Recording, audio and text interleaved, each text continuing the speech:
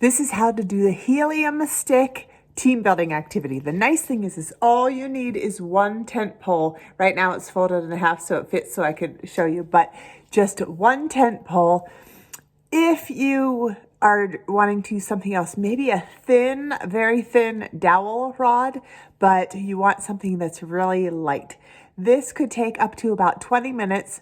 A few groups have taken longer than that if they're really struggling. But first, let me share with you what the debrief looks like. So there are essentially four things that this team building exercise teaches. One, it's meaning that at the end, you'll be noticing or you'll be watching for these things and then you'll talk about them with the group afterwards. Planning versus action, especially when a task seems easy from the beginning, because the whole group is going to think, this is simple, this is a piece of cake, and then they recognize how confusing it is and how actually hard it is. So it usually is that they don't do enough planning. So then you get to bring up the idea that comes from Martha Beck that how we do anything is how we do everything. So then you can say, does this ever show up in your work, right? Where you don't do enough planning at the beginning, an ounce of prevention is worth a pound of cure, or that kind of thing. So planning versus action, resilience when things don't go smoothly, right? Where did their headspace go to? Did they check out? Did they get angry? Did they stay like, okay, let's keep trying. We've got this. Were they a cheerleader for the group? Okay, the third is how to influence a chaotic group, how to influence, how to herd the cats, how to influence when your role is not the boss or the leader and people have to listen to you, when lots of voices are trying to be heard. How do you influence? And the fourth lesson, the fourth thing that you're watching for that you'll talk about in the end is advocacy for others. What typically ends up happening is some people check out and they're quiet and they're just tolerating it. They have the mentality of I can suffer through anything and this will be over soon. Whereas some other people are just trying to think and come up with their own ideas and get heard. So how much were they doing advocation for somebody else? Like, hey, Kim just had a great idea. Did everybody else hear it? Like that. Okay, so how to do this and what to say ahead of time. So first of all, you can, on one tent pole, you can get up to 15 people. So if so, you're just going to do one round of, this is the whole thing, taking it from hip height with two fingers, two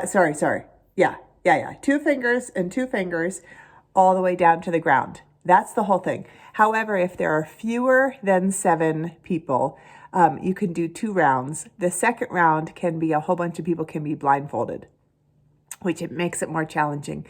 So the science behind this is that the tent pole is so light, and just with a little bit of pressure, people make it go up instead of down. And they're like so confused. They're like, why is it going up?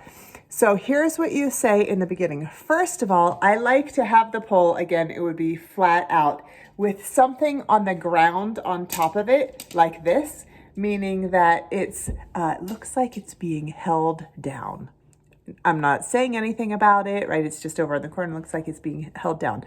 And then when it's time, okay, everybody gather around. Let's all stand up here together. Okay, I'm going to give you an exercise. Here's the tool and here are the rules. So first of all, has anyone ever been backpacking before? Okay, if so, what is this? Yes, right, it's a tent pole. Well, as you know, these days they're trying to make all of the backpacking gear or camping gear as light as possible. So this pole is filled with helium. There's your lie. And usually half the people believe it and half the people are like, nuh-uh, really? And by the end, oftentimes people are asking, is it really filled with helium? So you have to tell them at the end that you were lying, but it was for a good cause. And here's what you teach them. So everybody's going to have 2 fingers and 2 fingers. You're going to put it under the pole. No hooking, no on top, no trying to grab, no using of your thumbs. All of this is really important because they're going to want to try to do that. This hand, the first 2 fingers, this hand, the first 2 fingers, you're going to all place them underneath. And then the goal, again, is not scientifically measured, 36 inches or 48 inches off the ground, but about hip height, and you're going to lower it together. You can do this as many times as you like. You can have as many redos as you like, and there isn't a time limit. You don't have to tell them that, but but you don't need a time limit. So then the idea is, okay, let me see if I can actually just straighten this out so it makes sense. So then you walk over with this and you say, great, so everybody go ahead and gather around. And here's the important part, you don't let go. Everybody gather around. Let's see, the two fingers. Yep, great, get in your spots. Okay, go ahead. And whenever everybody seems like they're in position, I'll let go. Now this part is important because you are then keeping some pressure on it because all their fingers are trying to lift it up. And then you say, okay, everybody, looks like they're in position. Okay, I'll go ahead and step out. Ready? Here I go. And I let go, and then everybody, it starts to rise, and they're like, hey, who's doing that? So then you can grab it, and you can even jokingly say, no, I said not down, I said down, not up. Let's try it again. And then you grab it, put it in the spot. And so that's essentially what you do. And after a little while, they're going to be like, okay, let's touch it a little bit lighter.